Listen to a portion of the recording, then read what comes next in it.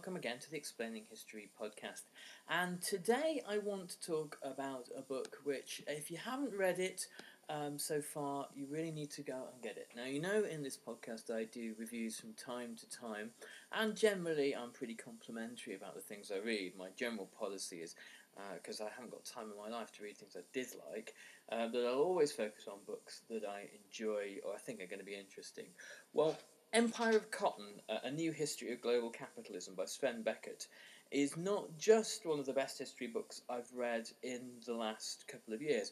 I think it's one of the most important, and I would place it as an analysis of the development of the modern world up there with Eric Hobsbawm's Ages quartet. It's an immensely significant read because it discusses the development of the global cotton industry.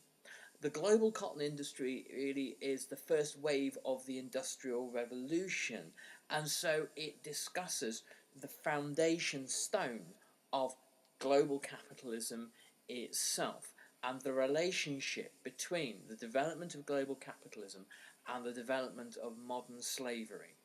Sven Beckert first describes the early modern phase of imperialism and the early modern phase of the acquisition by European powers of the cotton industry as war capitalism. What he argues is that the ancient cotton industry, which had been dotted around the world from South and Central America to China to India, Anatolia, and Africa, which had existed within complicated feudal relations and had been part of a process of social construction within various feudal and pre-feudal societies around the world, was acquired by European powers. New kinds of states developed in the 17th and 18th century in Europe, states where the growing, the early modern forces of capitalism, of new incorporated entities and corporations and companies set up to explore trade routes to the east and to finance those expeditions and to capture new markets, were assisted by governments which were starting to realise that coffers could be filled with the profits from trade. If you think of Europe as going in the 16th and 17th centuries through a transition from a tax base based around land ownership to a tax base based around trade and commerce, and you only need to look at the dramatic expansion of London and places such as Antwerp and Rotterdam, the Hanseatic ports, and other sites of trade to show that this was what attracted populations like magnets, for the principal reason that trade was a new way of sustaining and bringing about prosperity and wealth for those involved in it and for the people who serviced traders, people who were in industries which made trade possible and the lives of people in the new mercantile capitalism more comfortable. Far-sighted rulers in England, for example, from Henry VII onwards, spotted that this was the future, and this was the way in which income could be gained. Crowns at the end of the Middle Ages were increasingly financially weakened and becoming aware that sound finances and sound governance are not being overthrown or descending into civil wars such as the Wars of the Roses were had an important relationship, and that money was the way in which a crown could go from weakness to strength very quickly. So securing lines of income was important, and that meant when new ventures such as companies set up for exploration and trade were established, they got royal charters and charters of incorporation and they were given monopolies on certain industries and the right to go and explore. You only need to look at the letters from Henry VII to John Cabot, who was told it was perfectly fine for him to sail off into the west and find this Newfoundland,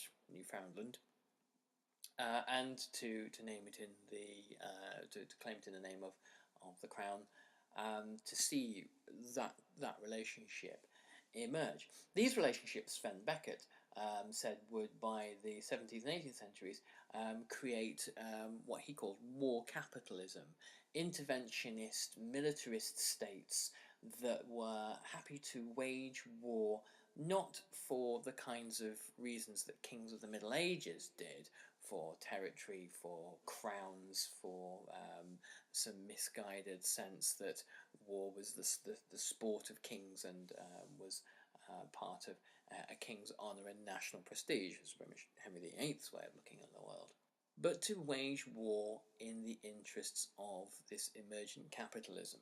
By that we mean waging war in order to break open markets, waging war in order to acquire raw materials, waging war to do whatever was necessary to ensure that the bankers of the City of London and other financial centres saw a return on their investment.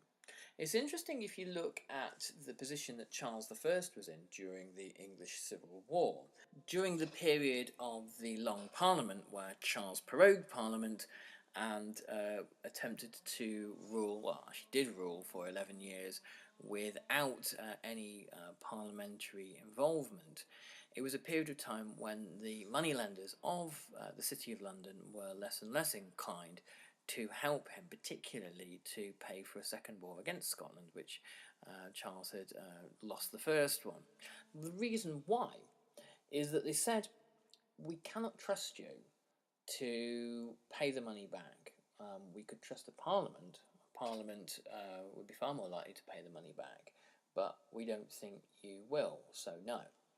And it showed you how powerful, by the mid-17th century, the developing financial aspect of capitalism, lending and finance and banking and money, had become. They could quite literally squash a king's ambitions to rule as an autocrat. The king promptly had to reluctantly recall Parliament, and the rest, as they say, is history. So, finance capitalism was emerging in the 17th century, had considerable sway, and it could influence events within England and other European countries, and it could ensure also that foreign policy, and particularly intervention in wars, was carried out in its name. War capitalism resulted in India, particularly, in Britain's ability to insert itself into the network of cotton production. Cotton production was an artisan affair in India, but British involvement and the involvement of local agents in the cotton trade turned Indian peasants into rural wage workers for the first time.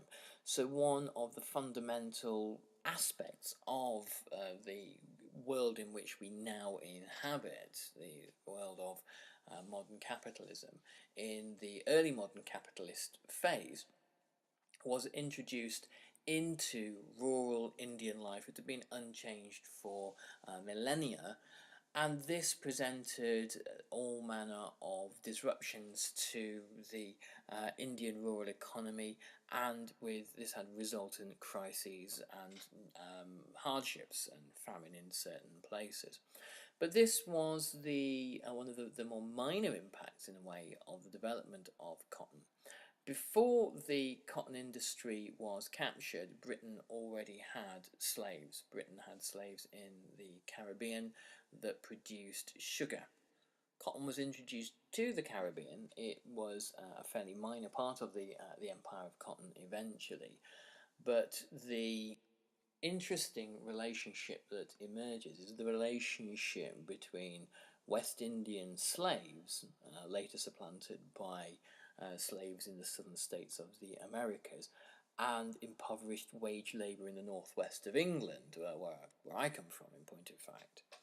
Um, the mill owner Samuel Gregg, who really pioneered the first cotton milling factories in Cheshire and Lancashire, at Quarry Bank, where you can still visit. It's now a National Trust site.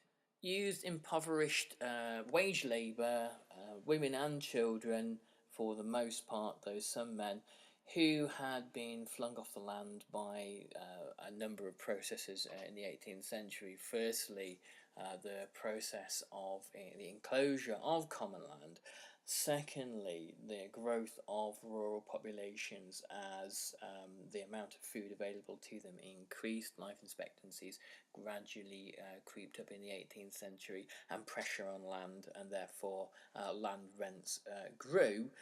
The surplus population was channeled into cotton factories, cotton mills, where new machines such as the flying shuttle and the spinning jenny had automated the process of cotton weaving and cotton spinning, and turned cotton from being an also-ran industry to the most lucrative trade in the world. Ultimately, the story of cotton isn't the story of the spinning jenny, and it's not the story of shuttles or water wheels or anything like that. It's really the story of people. It's the story of how large numbers of people can be coerced, as in the case of slaves in the southern states, as we'll talk about in a moment, and also wage labour in England. The rights that wage workers had initially were virtually non-existent, and it took a century of struggle in order to establish them at all. And the desperation and hunger that rural English cotton workers faced, which drove them into the factories in the first place, which were extremely unpleasant places to be, where workplace accidents were a regular occurrence, and workers left with damage to their lungs from cotton dust after several years. What we can see is the birth of modern capitalism resided or rested upon a number of different kinds of coercion. You might define it as waged coercion and unwaged coercion, but certainly it was there. The foremen within factories in England ruled with a rod of iron, and obviously the foremen on the plantations in Barbados and the Americas had life and death, the power of life and death over the slaves that they controlled.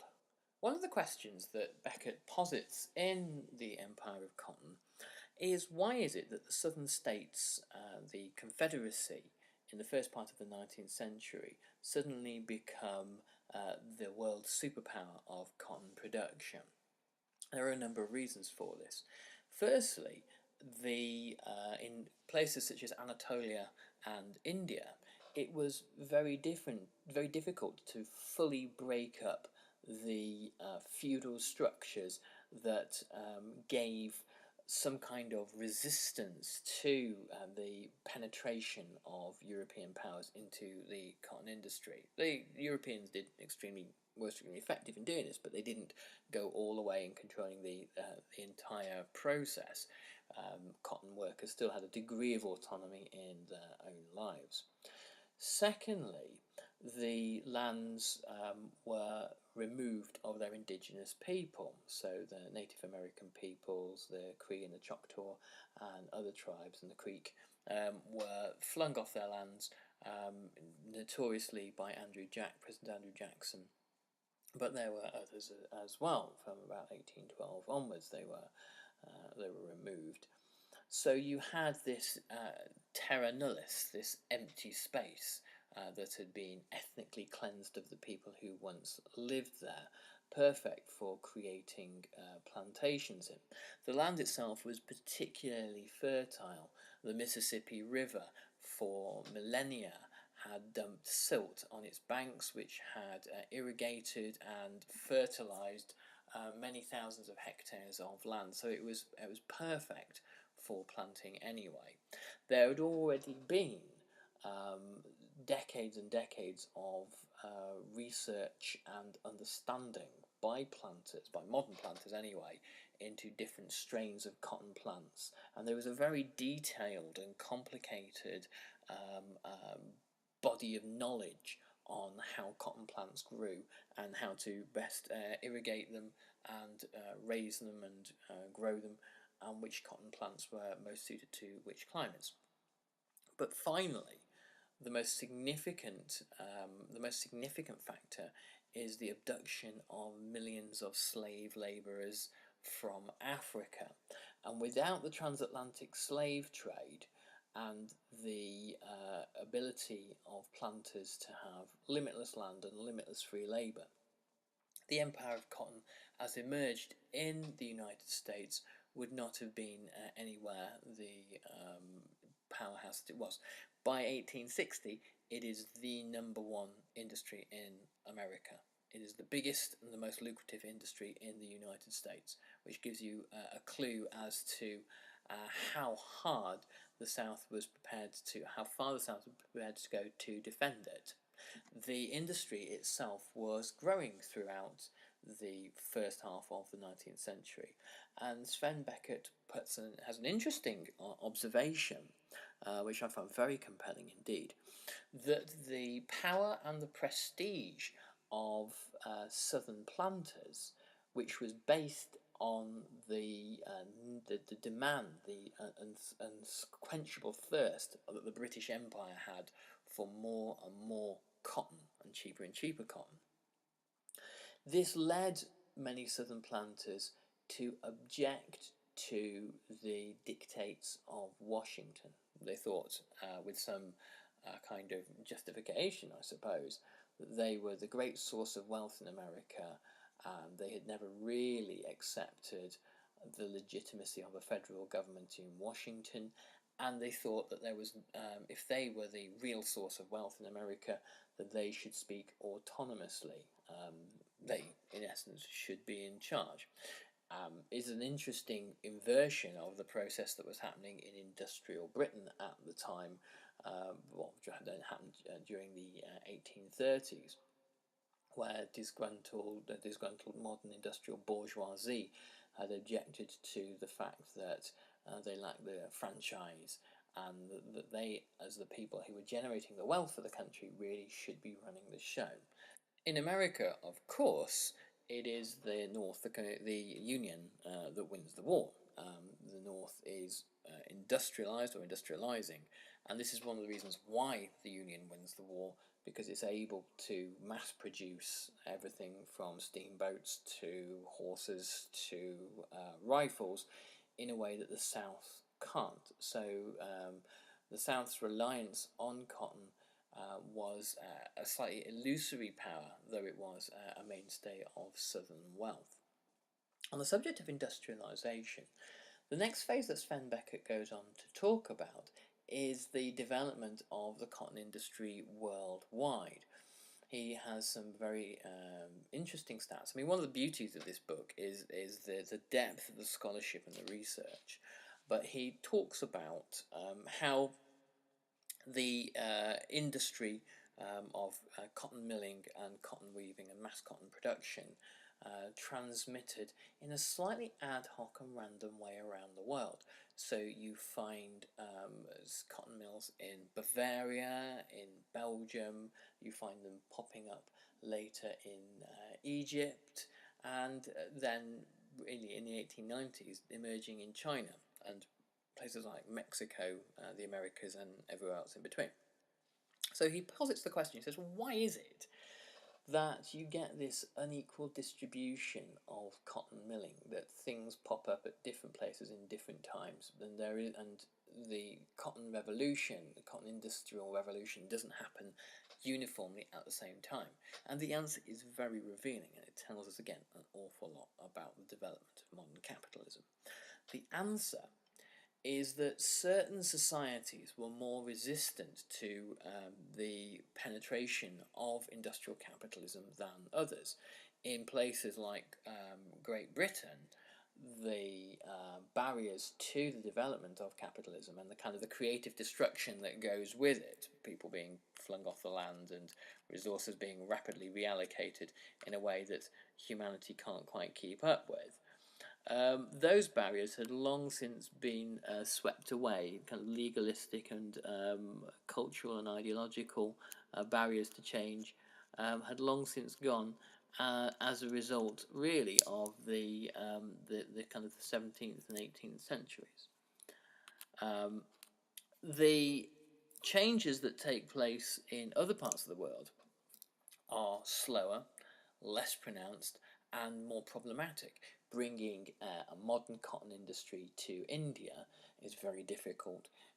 Firstly, the planters realised that they cannot. The southern planters from the Confederate States came to India to see if they could make plantations and work there, and they realised that Indian peasant agricultural workers weren't going to be coerced in the way that American slaves had been, and so there was it was very difficult to run plantations in that way.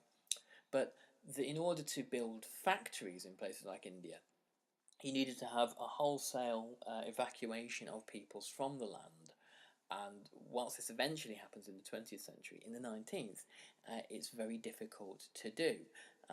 The cultural and social systems within India are actually quite resistant to this process. So there's a difference between some societies which very quickly reorder themselves to accommodate the needs of capitalism, and some societies which don't, which are resistant and refuse to play ball.